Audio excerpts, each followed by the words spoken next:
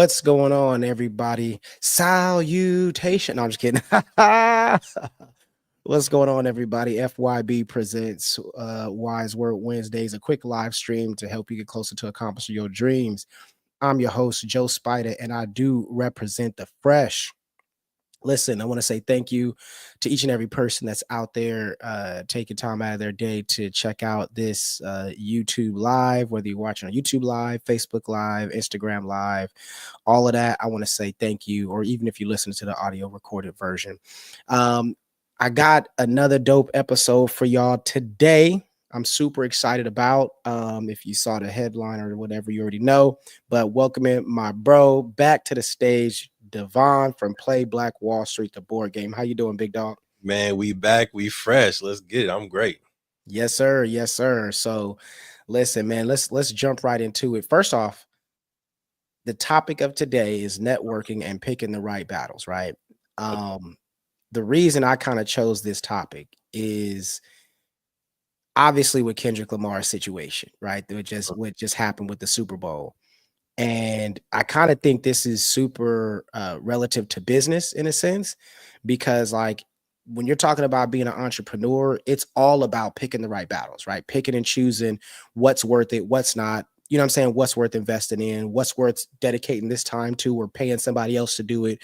So, picking the right battles. But obviously, I have to ask you, did you catch the Super Bowl this past weekend? I did catch the Super Bowl, and since we here, Super Bowl was intentionally hosted on my birthday. You feel? Mm, mm, I had a text or call K Dot. I was like, listen, make sure the Super Bowl is on my birthday, and I need you to go crazy in the exactly. tournament. So he made it happen, of course, because I figured. I was like, I wonder if he talked to Devon. I was like, it must have been. clearly. But yeah, I did get to catch it. The game, unfortunately, was not good because the Eagles they went to work, Right. and it wasn't a real game until maybe like the last 2 minutes when finally the Chiefs were trying to put up some points. But Super Bowl performance was popping, and we put a flower on the grave for Drake. R.I.P. We must say a prayer for that man. Yeah. We must. So for what was your thoughts? I mean, obviously, it was a great performance, but like I've been seeing some kind of like mixed reviews about his performance. Some people saying it was like the worst of all time. Some Dang. people saying it was, he didn't do the right songs. But what's your take on the performance in regards to song selection? I mean, obviously you think it was a great performance, but like what do you think overall on a scale of 1 to 10, 1 being the worst, 10 being, the best? Where do you see it ranked? Got you. So honest opinion, I think it was probably a solid 7, maybe 7.5. Okay. Right. I do think it could have been better, but I feel like here's my thing. The history part of it on why it was so significant was Kendrick Lamar is the first solo rap artist to perform at the Super Bowl. Right. So we got to put that in there, stamp history. So that alone, of course, is a big deal. But the things that I would have done or that I think other people would have liked to see that would make the performance better would have took away from the history, right? Because Mm, if he brought out another rap artist, like if he brought out some YG, if he brought out a Baby Keem, which I think those are some of the things I think would have made the performance a little bit more high energy. Now mhm. he's not making history, right? Because Dr. Dre did that. Dr. Dre brought out a whole bunch of rap artists, so then this performance wouldn't have been as special if it wasn't just him and SZA, an R&B artist. So I think people got to take that into account that yes, it definitely could have been a better performance. Yes, he could have brought out some more heavy hitters and had a whole TDE situation, but and then now he's not making history as the first solo rap artist to perform for the Super Bowl. Yeah, no doubt. I definitely agree with that. If I think he was very intentional with the song selection, very intentional with performing it by himself for the most part, aside from, like you said, from SZA, which again was already announced, pre Super Bowl. So, I think he did, what he did for a reason. I'm gonna give it a 10. And I'm a, it couldn't have been any better. here's why I say, I don't think it could have been any better because um the fact that I had to go back and rewatch it multiple times to understand the messaging. Mhm. Attention to, you know what I'm saying? Like when I'm the same way with rap. Like if I listen to a song and I listen to it the first time and I almost can repeat all the lyrics because I wasn't like, dang, what did he say? Like, oh, hold up. Like I don't really like it. You know what I'm saying? If it's too simple for me, I don't really care for it. You know, I really liked the symbolism that was all throughout. You know, I like going back and trying to decode what it was. It was very artistic, you know what I'm saying? Um, and I thought it was dope, especially because the Bay was represented in that thing. You know what I'm saying? Like I felt like it was very West Coast. It was very Yay area. It was very LA. You know what I mean? And so I was super appreciative of that. But the other thing is, you know, I like the fact that like he didn't do any big performances that he did at the last Super Bowl. You know what I'm saying? Any songs that he did. You know what I'm saying? When he did the performance at the Super Bowl with Dr. Dre, you know, he did some of those hits.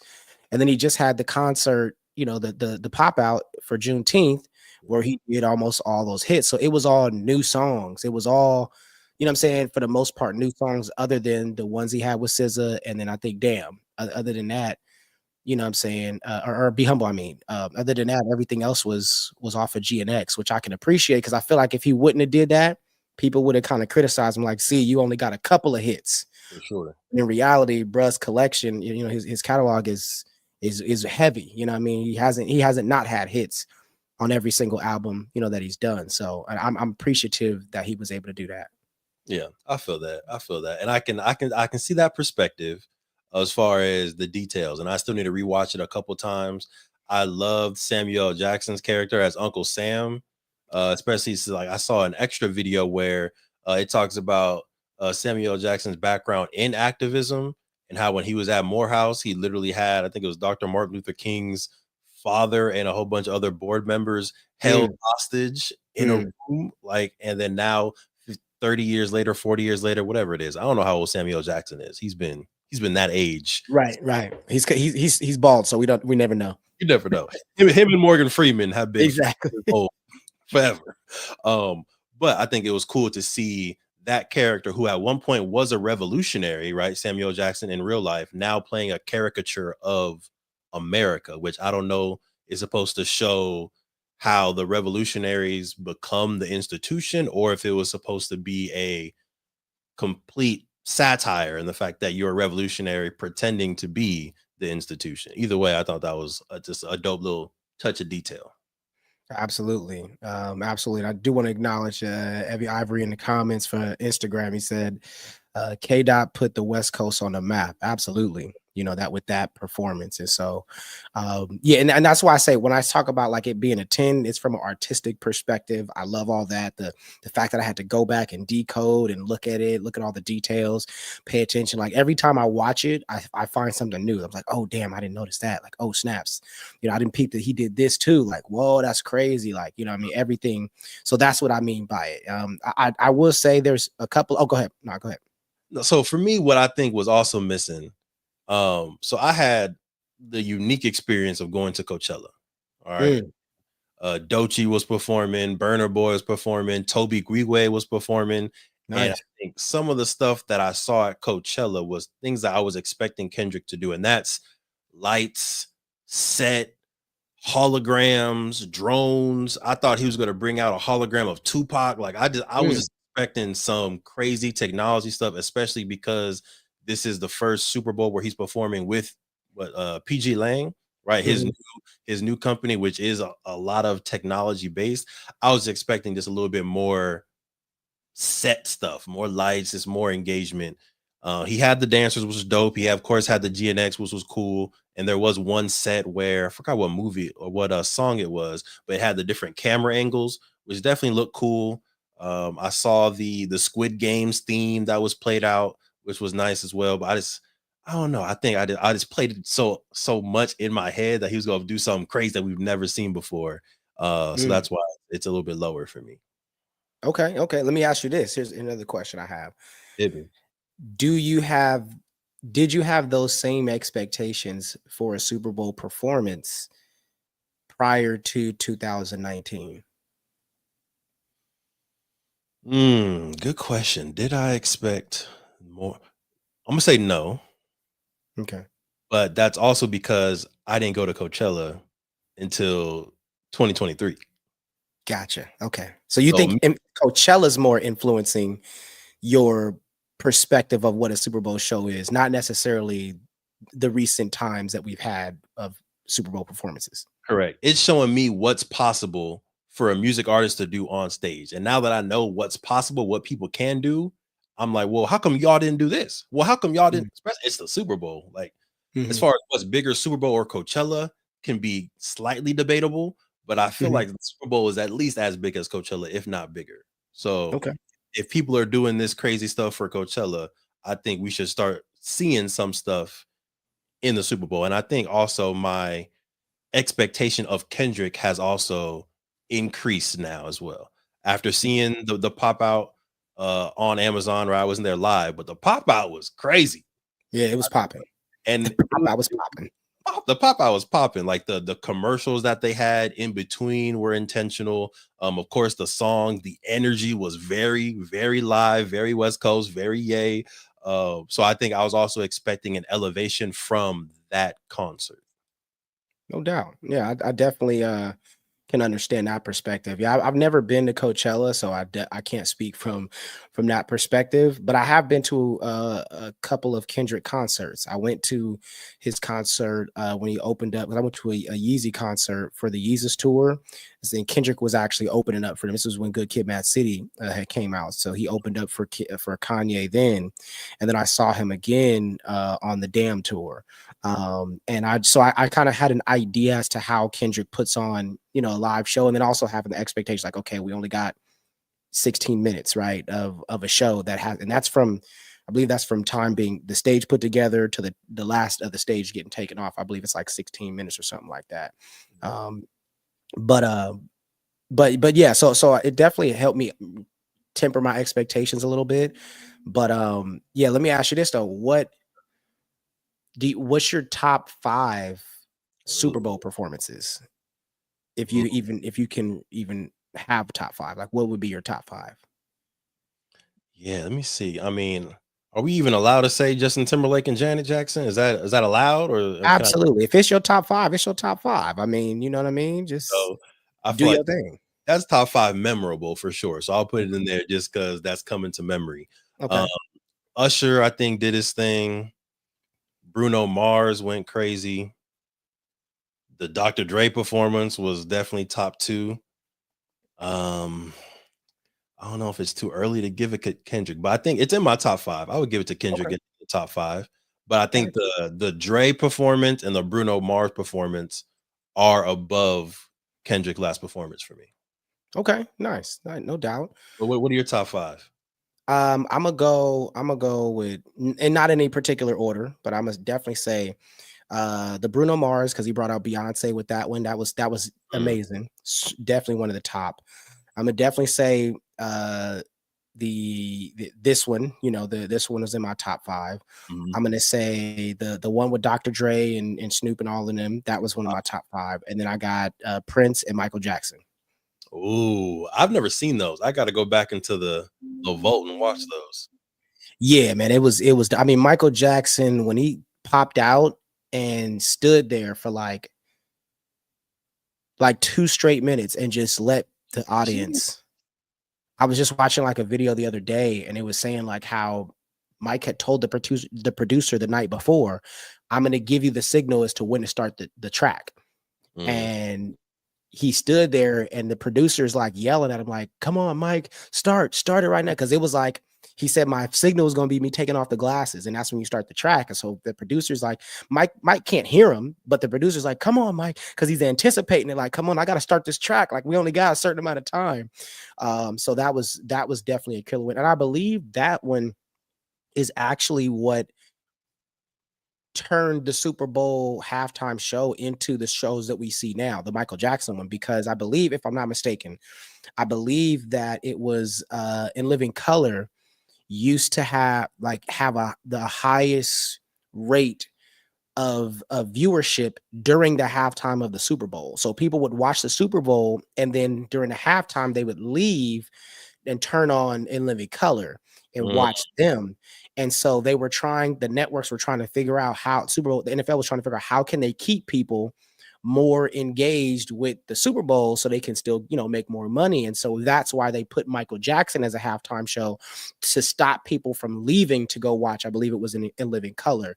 So that's kind of like the history of it. And so when Michael Jackson did that, he reshaped and redid the idea of what the Super Bowl halftime show is. And so he really changed the game with that one. yeah, I can see that because now at this point, like Sinclair, for example, she's not really tripping about the Super Bowl, but every year she's excited about the halftime show. At the So she halftime. sit there, so watch the Super Bowl specifically for halftime. And I think Mhm. learning about Michael Jackson, I'm sure there's a whole wave of fans that weren't really tripping about football, but they're like, I want to see Mike perform. Exactly, exactly. So knowing that, I think that was probably going to always be, amongst my number one or two at the latest. Mhm. But yeah, the Dr. Dre one, just with it being super hip hoppy, was real dope. And and like I said, the Bruno Mars one to me with Beyonce and them, that was amazing. Like their crowd work and everything. And it's crazy because seeing some of the critique that people had, a lot of people was like, I wish Kendrick Lamar would have did some of his classic slaps. And I had to think, I'm like, when Beyonce headlined the Super Bowl by herself, she had just dropped an album the night before. Wow. And she came out doing the song that was on like the album. Like I think it was like the night before, like 2 days before. She did like the brand new song. So it's like, but nobody was saying like that was the worst halftime, like, or you know what I mean? Like, why didn't she do like she literally just dropped the album and did the song. It was, it was the who we run this the girls, who run the world. Like she came out to that, you know what I'm saying? So I just thought I just think, I don't know. Sometimes I think s- social media, is interesting. And one of the things I don't like about what I'm seeing kind of online in regards to the critique of the halftime show is like people are just like disrespecting K Dot. You know what I'm saying?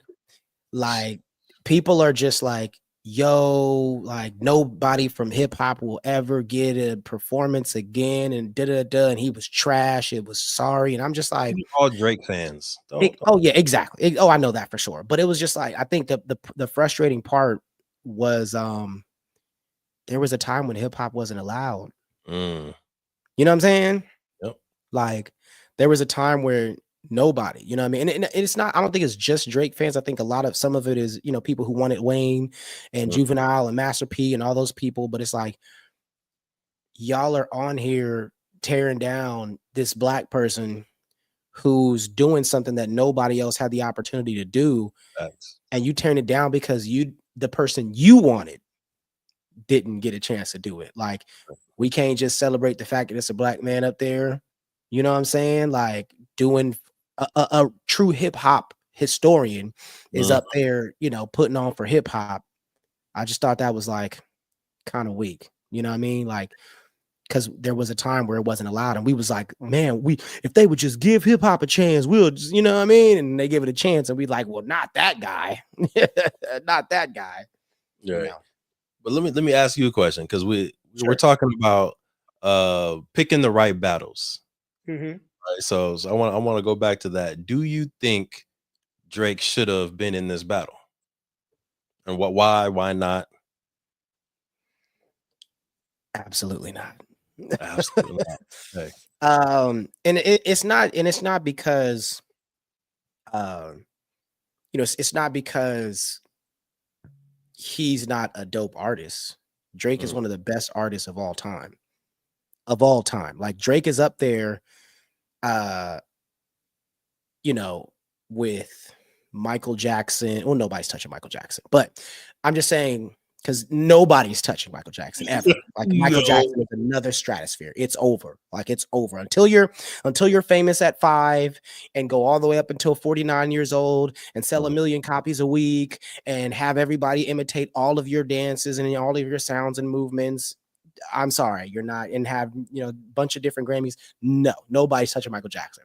yeah. But that the notoriety, you know what I'm saying? The like there's levels, right? So he is one of the top artists of all time, but Oh, I'm sorry. Somebody looks like somebody's having some trouble on the Instagram live. Hopefully, it's not still a blur on Instagram live. My apologies about that. But um, I just don't think that he was prepared for the kind of battle that Kendrick was prepared for. You know what I'm saying? I think, he thought it was going to be a piece of cake. And I think he thought that because he's used to facing other opponents who wasn't both as famous as he was to a certain extent. Not today, because Kendrick wasn't as famous No. as Drake, but he was much more famous than Pusha T, Mm, much more famous than Meek Mill.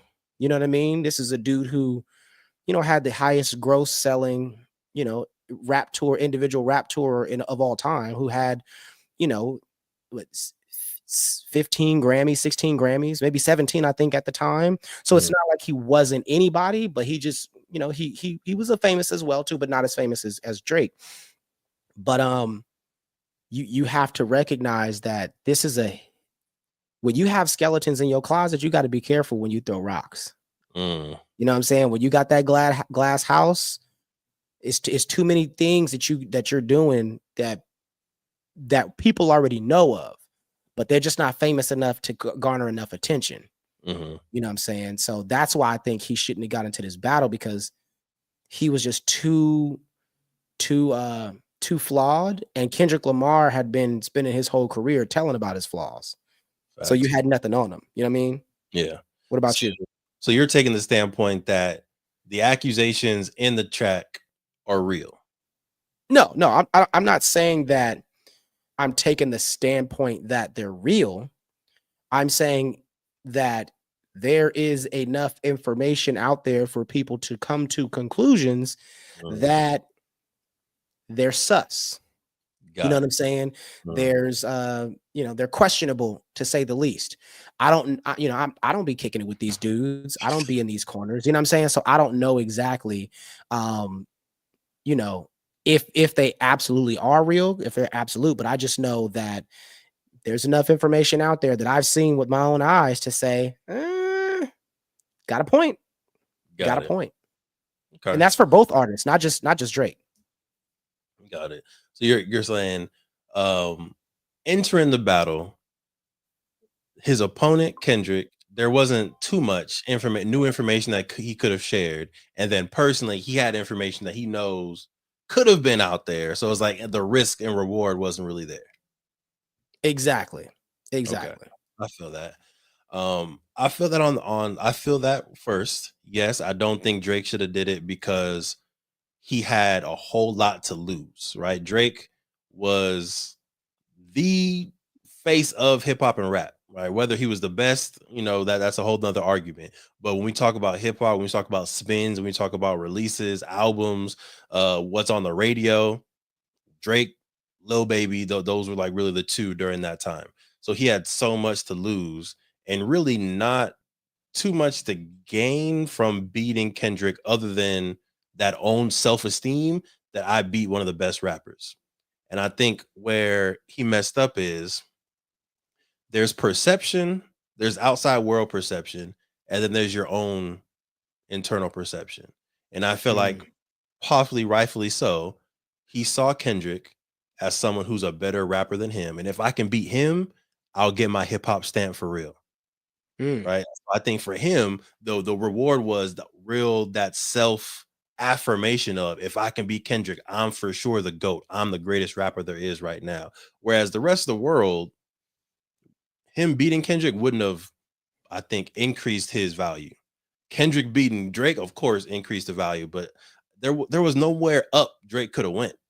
He was already at the pinnacle. It was only down. So I think it was an L there. Number two, L was if you listen to the way that Kendrick raps, you just listen to the man, just the energy that he has, like the passion that he's putting into it, the historical references that he's making, how he's changing his voice. Like you're going up against someone who just is the Inspector Gadget of rap. mm, They just have so many different tools that they can pull from, and Drake definitely has his tools as well. But he has those tools based on a team of writers and a team of people that are providing those tools. Right. As far as I know from Kendrick, he doesn't use a ghostwriter. So like all those tools, all those voices, all the different raps, the dynamics, like that's coming from his own consciousness and his own spirit. So it's like you don't mess with that person. You got one weapon, they got 15. It's just not a fair fight. Let's just go ahead and walk away from that.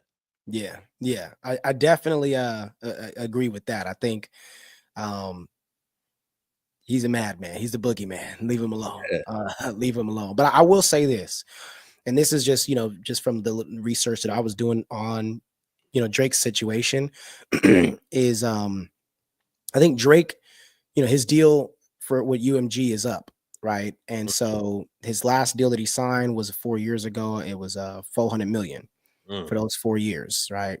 And he did that. And so I think what Drake was thinking is, hey, I have a new deal coming up, a new contract that I'm about to get ready to sign. And the last time they gave me 400 million, if I can scrape the person that they saying is one of the best hip hop artists around, my closest competition, if I can scrape him, I could probably get 1 billion, mm, with this next deal. I can get at least 800, double up what I did last time, because this is the person y'all saying is closest to me. And I just watched him in a rap battle. So now my value is more important. And so I think that I don't think he was just thinking in regards to like, oh, I'm the best and who is it? I think he was like, you know what? Let's do this so I can prove that I'm worth the money that I'm about to ask for. Cause they just gave me 400. And I feel like that's what he said, even in his rap. He said, I feel like that with these days, that's a low ball. yeah.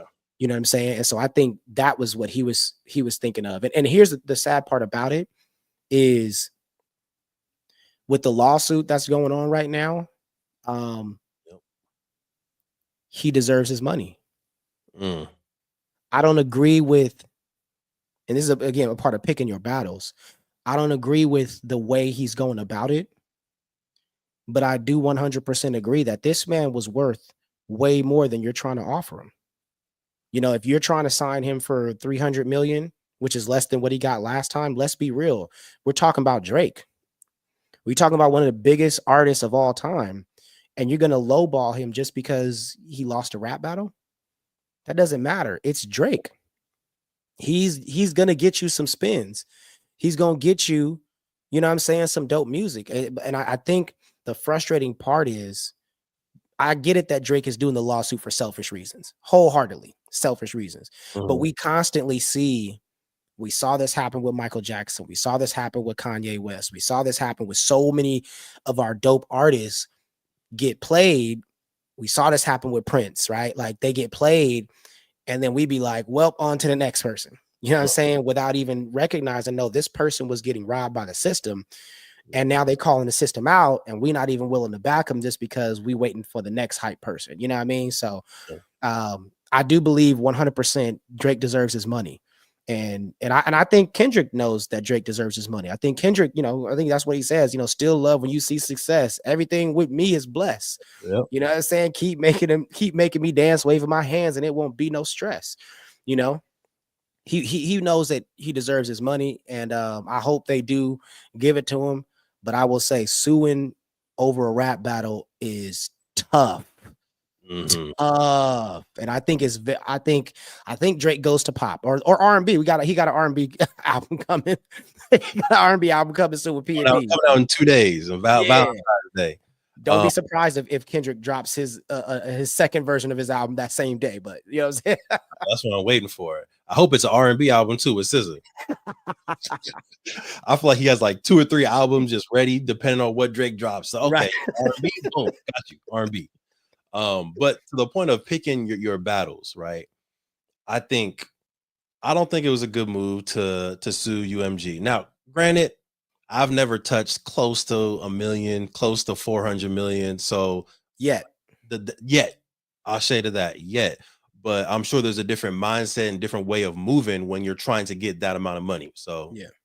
take that with a grain of salt. But I also think if you could have been locked in for 400 million, maybe 500 million pre-battle, right? Mm-hmm. You get that money. Drake has so many talents. He's a producer of TV shows. He can start producing movies. He has his own clothing line. So you could have flipped that 400, 500 million that you're splitting profits with UMG and go into an entire new venture where you're getting 100% of the profits. Mm, I think some folks can get, I don't want to use the word greedy, but I can't think of another word off the top of my head that is associated with the action I'm thinking of. But it's like, I'm worth more money. Let me right. get more money. And it's like, instead of getting more money from the system that you're using to generate the wealth, take what they will give you, right? If I push back a little bit, get more, but I mean 400 million, like, it's enough. Take that and build your own platform, right? Nipsey Hussle was building his own platform. I love what La Russell's doing out in Vallejo. He's building his own platform.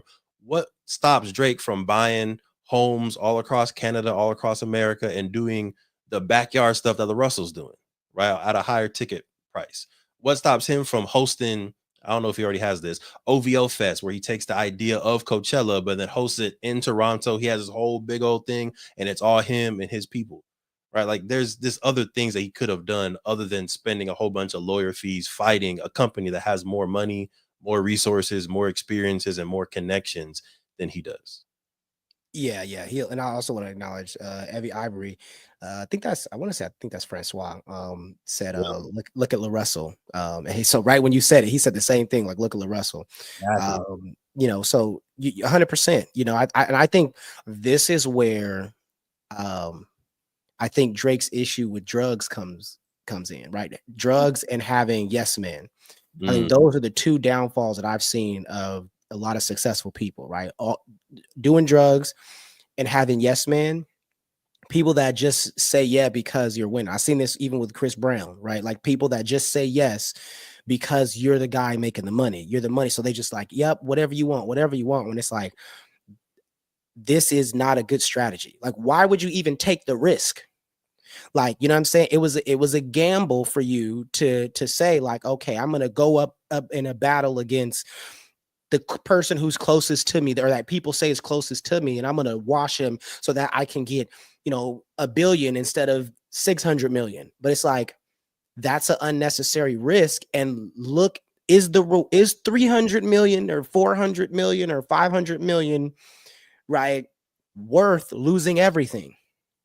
right. You know what I'm saying? Right. Because depending on what his spending habits are, what I've learned from, learning from people who make money quickly, right, is that they tend to spend it just as fast as they got it. Well, And so if he's thinking like, oh, I'm for sure going to re-up this in a couple of years, because if I just got 400 million now and in 2 or 4 years, oh, I'm gonna be able to get 7 or mhm. 8 because I'm the man. I've been the man for like 8 years. By the way, let me just tell people been lying. Let me just people been lying on this here internet. You know what I'm saying? A lot of people been like, "Oh, Drake been running hip hop for 15 years." No, excuse my language. No, the fuck he hasn't. Okay, there were a lot of artists that came in between his 15 years. He wasn't number one in hip hop until like 2015, Mm, if that. Right? If that. I'm gonna give him 2015, but I will say there were some albums that outsold him during that time anyway. But I'm gonna give him 2015. But don't hate or don't sneeze on Lil Wayne's run, Jay-Z's run, Kanye West's run, Nicki Minaj's run. Like let's not forget in this game of hip hop who was really running the game. He would be like 15 years. No, he came out 15 years ago. That's not the same as being the number one guy. You know not what at I'm saying? So but he's thinking like, yo, like I've been the number one guy for X amount of time. So you know what I mean? Like, but you're taking the unnecessary risk. Like you said, if if you really are a wise investor, right, and not a gambler, all. Mm, right? Because there's a difference. There's a difference. A person that is a wise investor is going to say, let me look at the cost and you know what I mean, and the benefits. Let me look at the pros and cons. Let me look at what's the return on investment for this and the chances and the possibilities of that. You know what? I'm gonna take the lesser number now so I can make a larger number later. exactly. You know? There's a book that I read. It's probably over there. I can grab it in a second. It's called Algorithms to Live By. Hmm. I read this probably 4 or 5 years ago, and it talks about even when you're trying to pick up parking space, right? You have this big, huge parking lot. The closer that you get to the door or to the entrance, the likelihood that you're going to find a parking spot starts to decrease, right? So Mm, it's just the behavior of you're driving down the lane, you're really far. So, of course, there's a whole bunch. And then you're trying to get close. And sometimes you pass a, you ever do this where you're in a parking lot and you pass a parking spot thinking there's going to be something closer and then you don't find anything and then you have to circle all the way around and by the time you get to that same spot someone it's took it, gone. it's gone, right? So again, algorithms to live by will tell you, okay, well, based on statistics, the closer I get, I should start go ahead and just take a spot when I see it. It has that example for budgeting, for picking a mate in dating, for picking a house. Like there's algorithms to live by, and I think this is a prime example of that. I have two options or multiple options, but on one hand, I have a deal, 400 million. I want to increase the deal. Possibly I can do this rap battle, or maybe instead of the rap battle, he could have did a collab album with Kendrick. Mm, I don't know why that wasn't a possibility. That would have been fire, right? Um, fuego. Fuego. So yeah, just thinking about when you're making decisions from parking to dating to what business to start, there is a systematic process and algorithm that you can go by to help you make that decision. Yeah, I think you know, it, I'm there's a lot of mistakes that I'm recognizing that Drake made, you know what I'm saying, throughout this whole back and forth. And I'm hoping again, he deserves his money. He'll never get it through this lawsuit. I'll tell you that now. It's hold on, Kobe, chill. No. Um, yeah, he'll never get it through this lawsuit. It's a wrap. You're losing that one. But um, because of the fact that you started this, it's kind Yeah. of hard to say, hey, after starting a battle, starting a beef, and egging somebody on, and you engaging in behavior or engaging in defamation words, right, or defamation type of music, that you're now crying because somebody else let you or let them do it towards you. So you're not going to win that lawsuit. I would be very surprised, but again, he does deserve his money. But you took an unnecessary risk, man. Just take the money and go home. You know what I mean? Take the money and go home. Uh-oh. Y'all still with me? I can't tell if I'm froze or not. Mic check.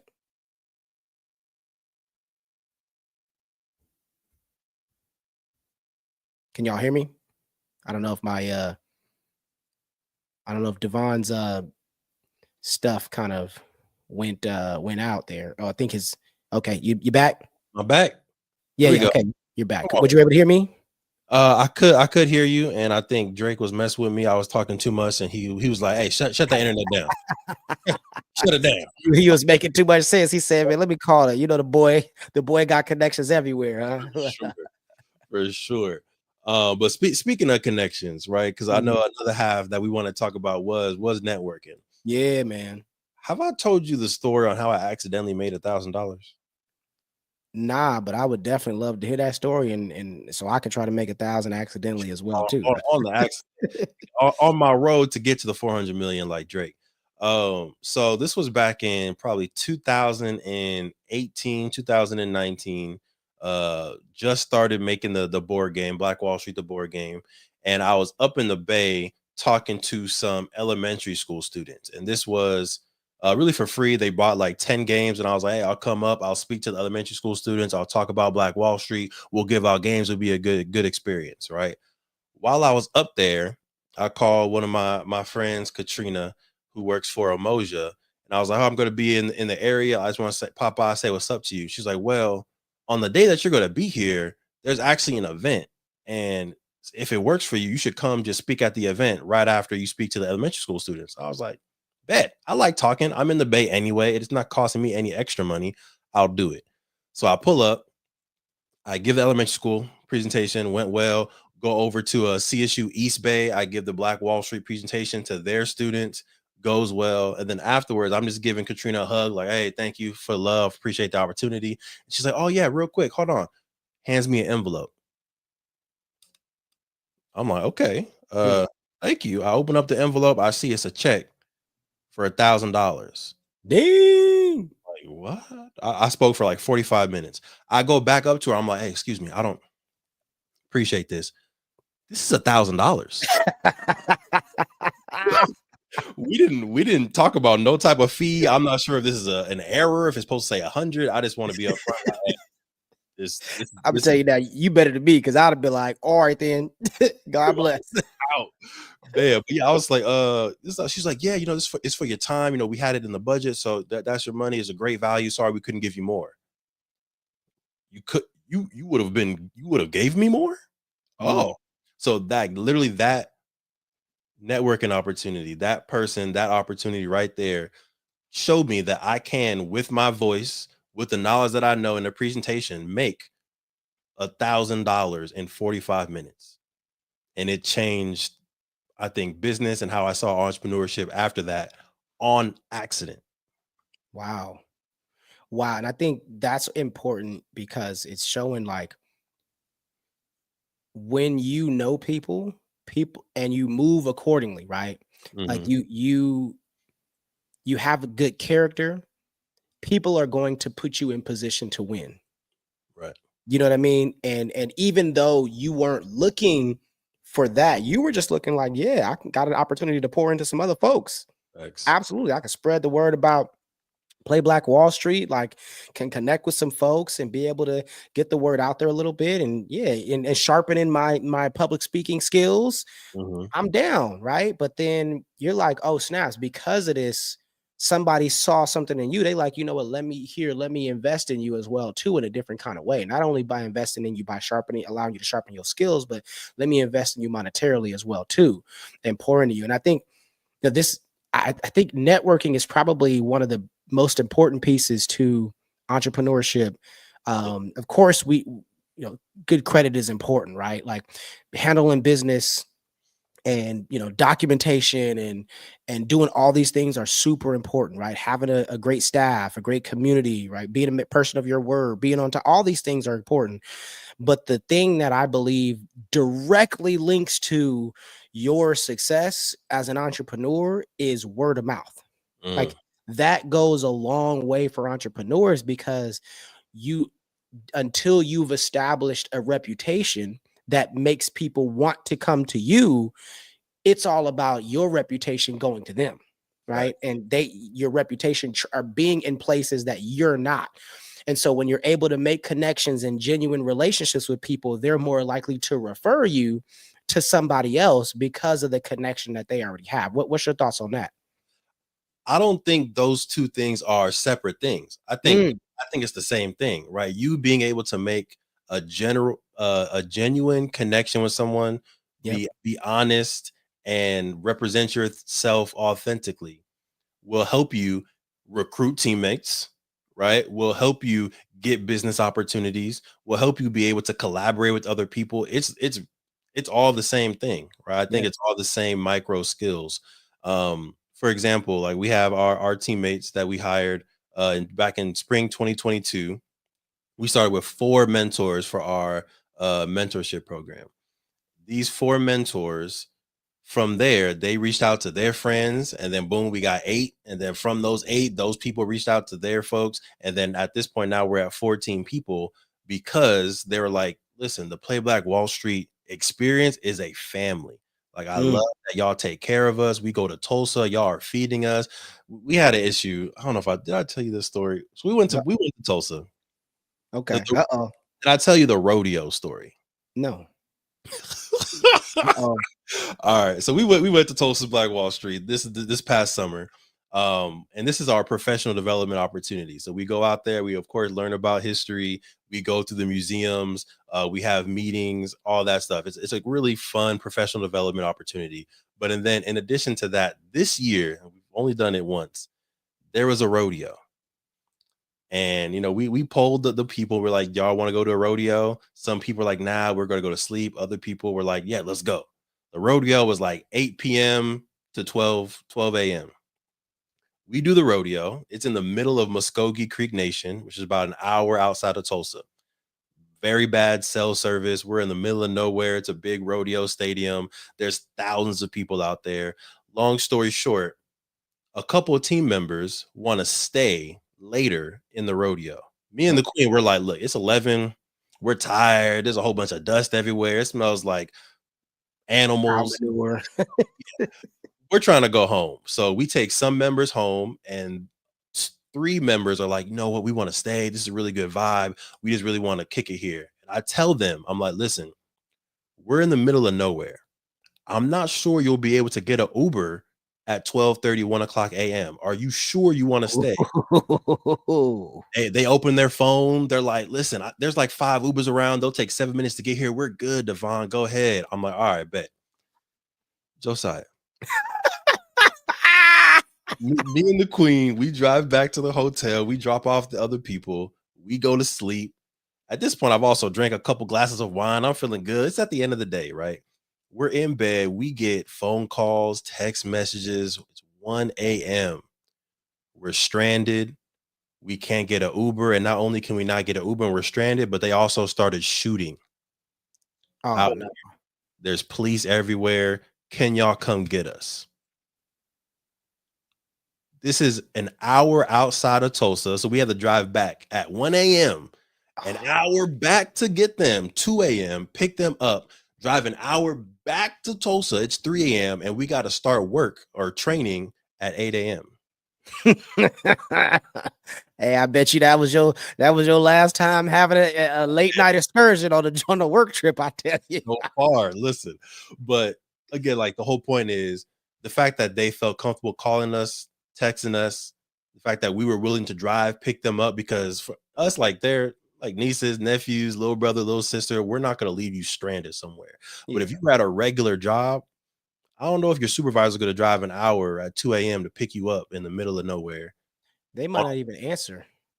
It might not even answer at all, right? But that's the vibe. And I think when it comes to networking, when it comes to recruiting teammates, you have to be that person, right? It's not being that person when you're on Instagram Live. It's not being that person and being all friendly and hey, play Black Wall Street. Only when you're on the Wise Word Wednesday podcast with Josiah Live, you have to be that person. Plug. You have to be that person, period, all throughout. And that's when the teammates, that's when the opportunities know, like, oh yeah, I can throw this to Josiah, I can throw this to Devon because I know who they are.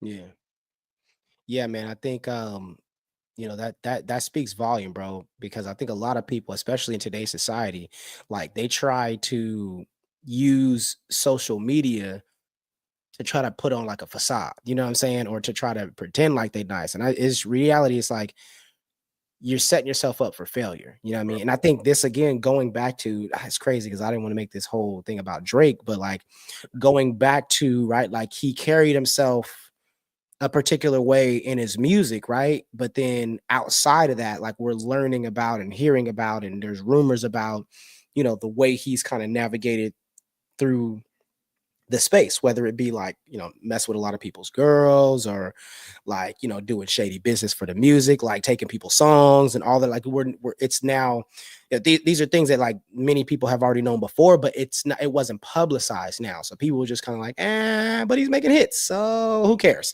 Right. Like we're willing to overlook it, but it's like, just be who you are. You know what I'm saying? And like the people that you're supposed to connect with will find you. You know what I mean? Because energy attracts. So if I'm moving a certain way, if I'm saying like, you know what, you know, I want to be, a man of integrity, a man of character. I want to make sure that like, I'm honest and open about me being a black man, right? Like and how important that is to me. I got to be in that. And then I will connect with other people who are able to enjoy and appreciate and also articulate themselves in that and carry themselves in that manner. But it starts with just me being me. You Right. know what I mean? It starts with me being me. I do want to acknowledge a comment again. Francois said, Evie Ivory said, facts, or they don't portray themselves in the best light in social media, not even aware that they are messing up their brand. Ooh, talk up. You talking heavy right now. I'm about to bring you up to start being on the show, bro. Ooh, Talking heavy. Yeah, man. Like what people post on social media, it's forever. Mm. You know what I'm saying? It's forever. And it's like, I get it, for some to a certain extent for young people, right? Because like young people, I was young, right? Social media was new for me at one Man, point, you and there was were never young, bro. I was always this old age, you know what I'm saying? So I get it, like the impulse, right? Like you just want to, you're feeling away right now, you're having emotions, and you're like, you know what? I'm about to, you know what I'm saying? But you're messing up the brand of who you are Mm. based on that. And a lot of times, temporary satisfaction often lead to long-term results, long-term destruction. You know what I'm saying? Say it again. Say it again. So temporary satisfaction often leads to long-term destruction, right? Like I love sweets.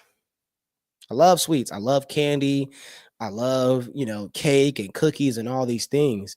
But if I only eat those things, or if I eat too much of those things, I know long term I'm going to have physical problems, right? Even though it's the gratification of like, satisfying me, right? The temporary people who choose not, if I don't exercise, right? Temporarily, I'm tired. I don't want to do it. I don't feel like it. It hurts. I don't want to deal with that, right? That temporary satisfaction, that temporary gratification can lead to long-term health results because I didn't, take the time out to be disciplined. You know what I mean? And to put in the effort. So it's just people often post on social media because it's right now, it's fulfilling their right now, and they don't recognize, bro, people gonna see this 20 years from now, 40 years from now. You know what I mean? And they're gonna judge you, which is crazy, but they're gonna judge you based on what you said when you were 12. Mm. That's M- heavy. Might want to be careful. Be careful, y'all. Sometimes I like scrolling through my Instagram feed to see how much I've changed or not changed, and You look at the memories, the memory thing. the memories I like, and also I've Google Photos. So like every now and again, I'll get like a random notification from Google. It's like 6 years ago on this date, you were doing this, and it'll show you your videos and pictures, which is cool to see.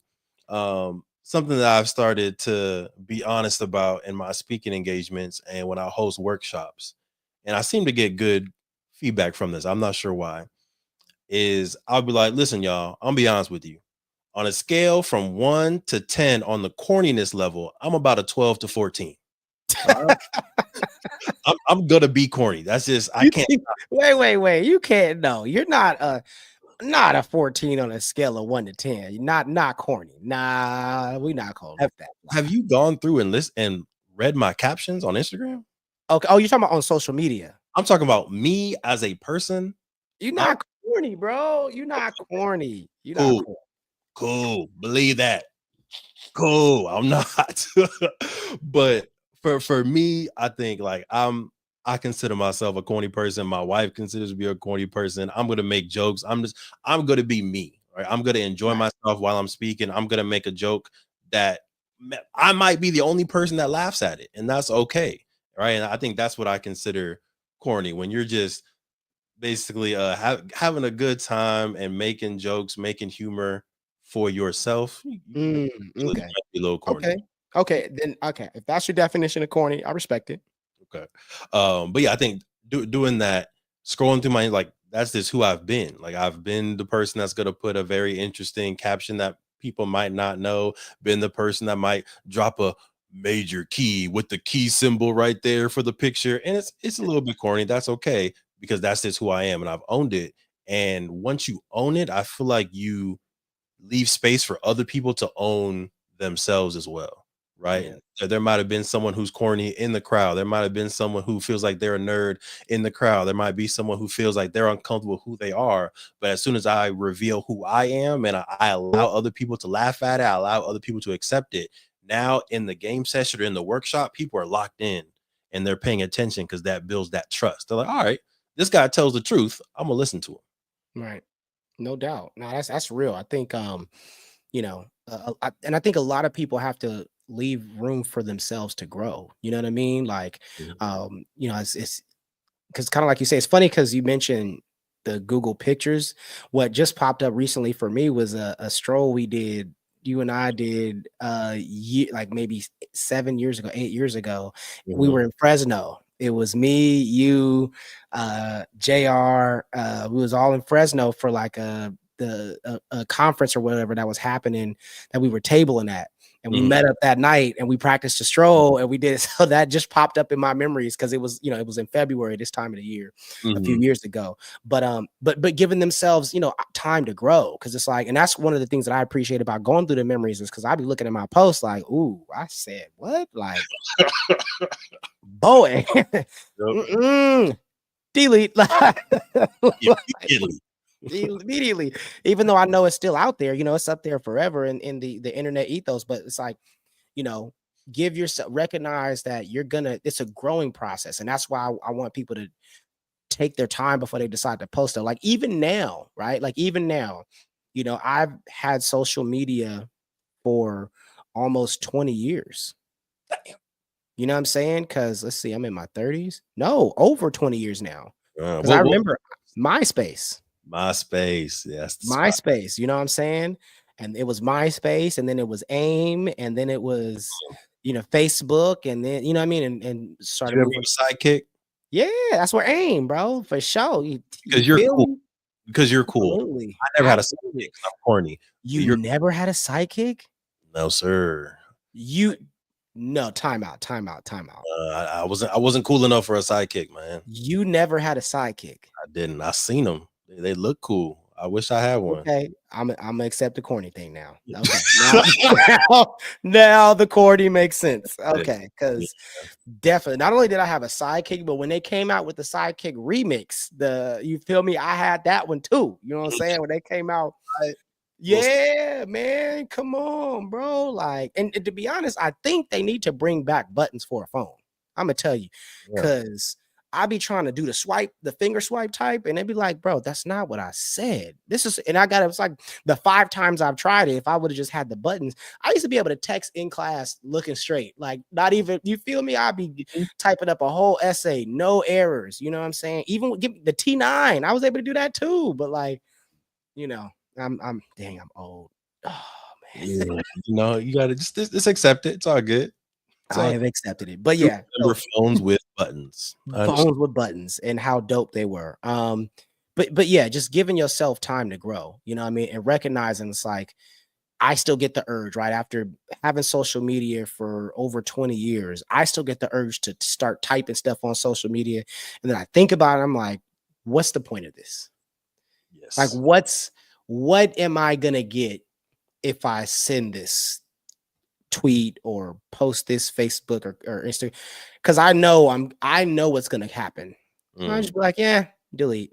And then I'll just send it to my group chat and be like, yeah, no. you know, this is a safe space, a judgment-free zone. But yeah, so just think about it, man, because the way that you're representing yourself online, man, people do hold you accountable to those things. And it's unfortunate because I don't think everybody should be held to some things that they posted 10 years ago, 15 years ago, 20 years ago. Not everybody. I do think there's some things where it's like, I don't know about that one, Mm, but I think sometimes we try to make it seem like people are perfect and they're not. And but that doesn't mean that you give you an excuse to say and do whatever.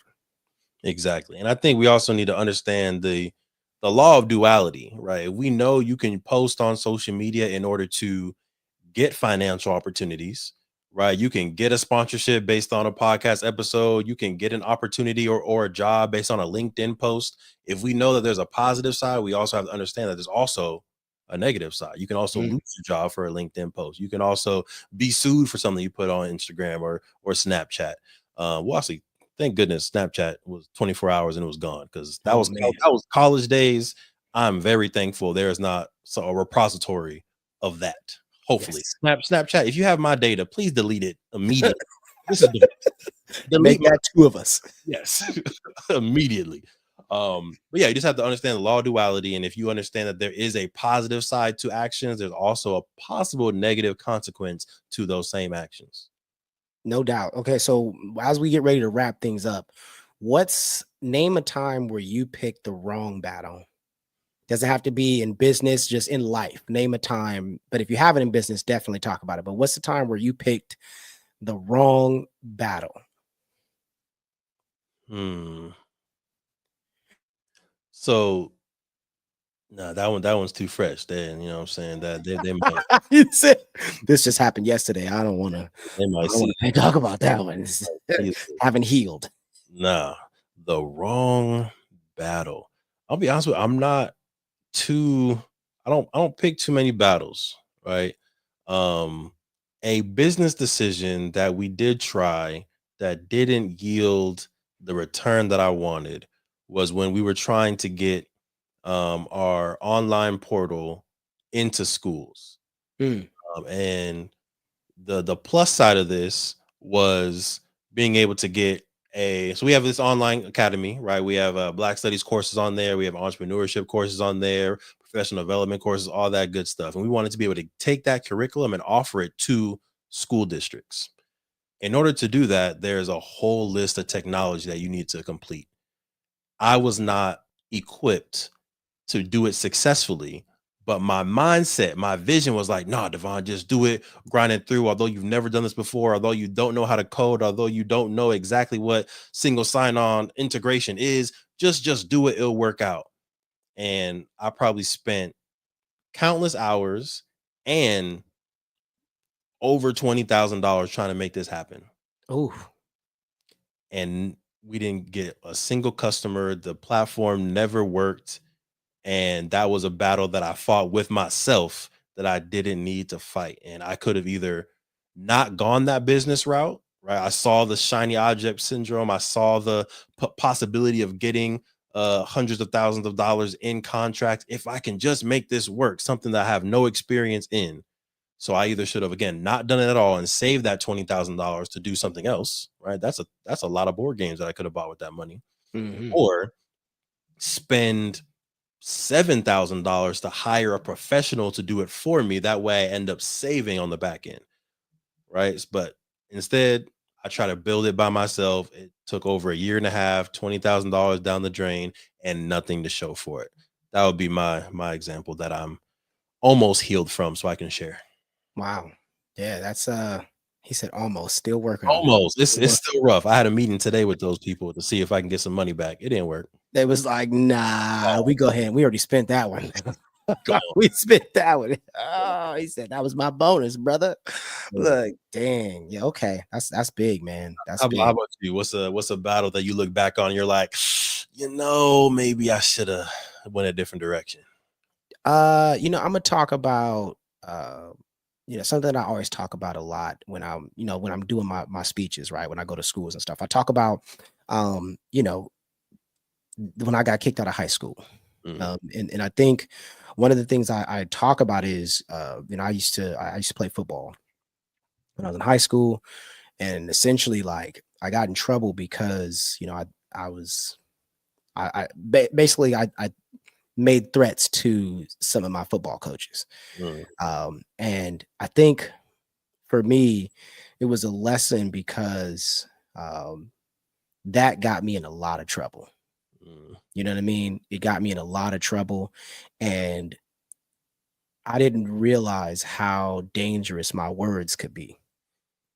Um, and so I learned like instead of doing that, there was another high school I could have transferred to that was within the same distance.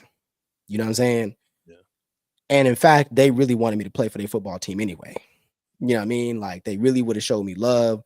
Whereas at the school I was at, I just felt like I wasn't getting treated the way I deserved to be treated. Now, granted, I'm sure they probably had their reasons, right? Like looking back at it now, it's like coaches, they're trying to move up just like kids are trying to move up, right? They're trying to get a better job at a better school and a better opportunity to recruit people, go to, coaching college, all that kind of stuff. But as a kid, you're just seeing like, yo, this is my only chance to, at least that's how I thought, this is my only chance to go to college, bro. Like, and you messing it up because you got who you want. I'm him. You know what I'm saying? Yeah. I'm him. You feel me? Like, but I think I could, I could have just simply transferred schools and they would have treated me like a king there. Mm, because you know what I'm saying. They didn't have anybody, with that kind of talent. Well, not I'm gonna say anybody, but they didn't. They didn't for the position that I was. They didn't have anybody, and they wanted me. They was like, I'm not gonna say they was recruiting me, but when I was talking to them, they was like, "Bro, come here." You know what I'm saying? Um, so I just learned at that point, like, you have to be careful with how you choose to address the issue. You could be being done completely wrong, but the way in which you choose to address or check that issue, that could have lasting effects on the trajectory of your life, mm, and so it's not always about what was done to you, but it's about how you respond to what's done to you. And so I think I picked the wrong battle. I thought my battle was with the coach, but in reality, the real battle was just changing. The battle was within myself, having the courage and the decency to be able to go to my mom's and be like, "Hey, can I just transfer to this school? It's closer actually in distance. I ain't got to walk that far to go to this school." You know what I'm saying? Like, yeah, it's different in regards to like, you know, it's a little bit more rough. You mm. feel me? But look at the opportunities that are going to come to me because of the school that I can transfer to, and because of the athletic opportunities that I would have had. So just learning to pick my battles in regards to how I choose to address particular issues.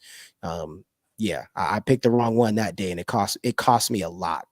I Yeah, believe it cost me my high school athletic experience. I believe it cost me scholarship opportunities. I believe it cost me career, in regards to athleticism.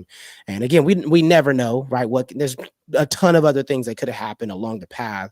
Who they probably even, who knows? Everybody when they're young thinking they can go professional, right? But like I might have been trash, right? Like yeah, but in my mind, I believe that it cost me uh, an entire lifestyle. You know what I'm saying? Because of the decision of the way I chose to address it.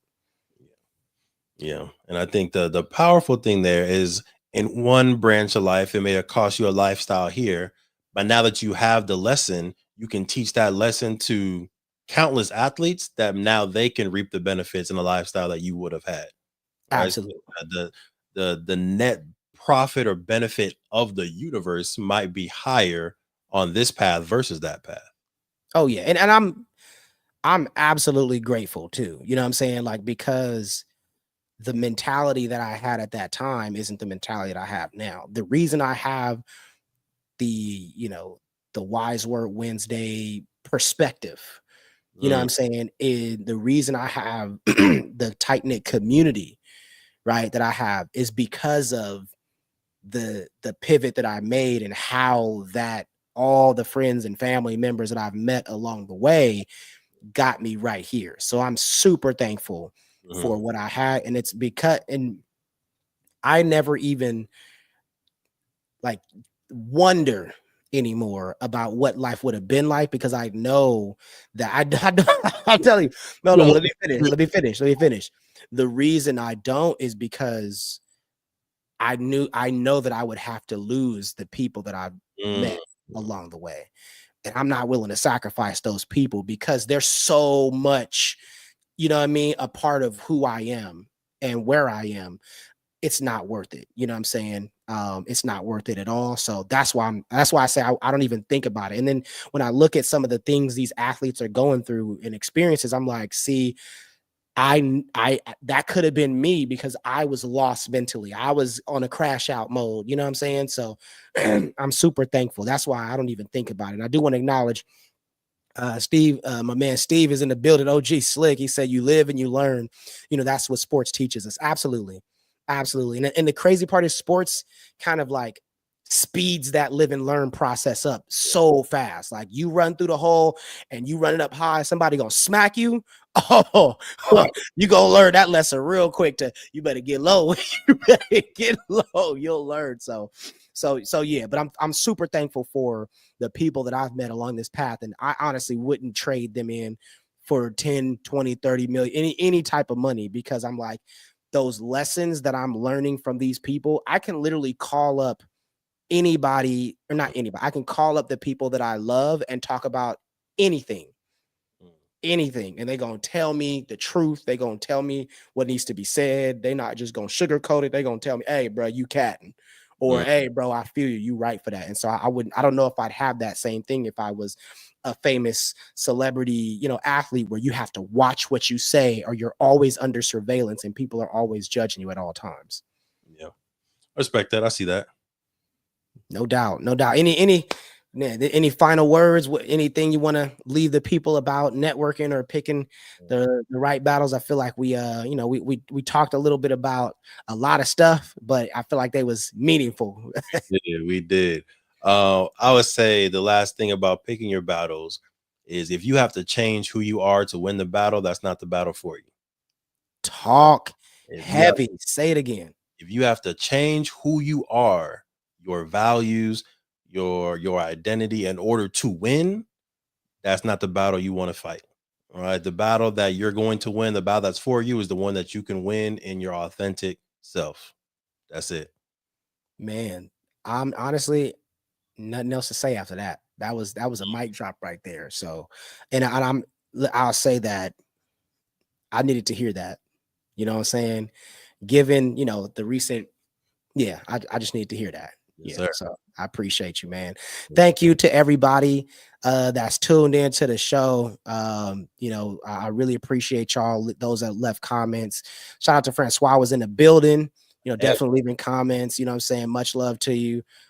Lee Angel, thank you for being in the comments. Even though you said it was blurry, but you still stuck through it. So I appreciate you. And definitely shout out to my man's OG Slick in the building. We appreciate you. Devon, always love. Thank you for spending your time. I know you got a lot of crazy stuff going on with your schedule, but you always make room and time for me, man. I appreciate you, man. Much love. of course, of course. I'm looking forward to the next one. I don't know if anyone has a topic or a theme for next time. Me and Joe Spy to get on the live. Let us know what you want to hear, what type of stories, what type of themes. I'm, Yes. I'm down for whatever, y'all. But Yeah. always appreciate the space, man. This is always a good vibe for me. Yeah, no doubt. Y'all let us know what you want to talk about. We definitely would love to address some stuff. And if y'all want to join us for an episode, you got some stuff you want to, get off your chest, don't hesitate. Join the show. We'll let you in. I'll send you the link and we can make it happen, man. So FYB presents Wise Word Wednesdays. We fresh and I love you. Y'all be smooth.